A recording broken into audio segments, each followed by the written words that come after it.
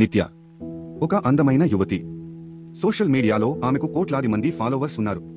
ప్రతిరోజు కొత్త ఫోటోలు, మేకప్ వీడియోలు, వర్కౌట్ క్లిప్స్.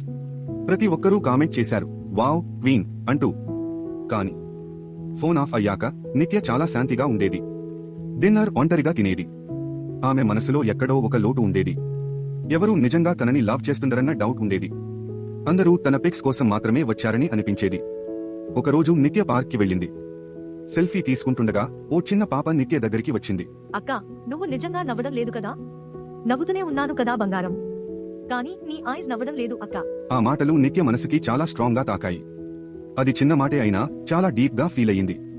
ఆ రాత్రి నిత్య తొలిసారి తన హార్ట్ నుంచి ఒక పోస్ట్ వేసింది. బయటకి మనం పర్ఫెక్ట్ లా కనిపించవచ్చు, కానీ లోపల we may just be surviving.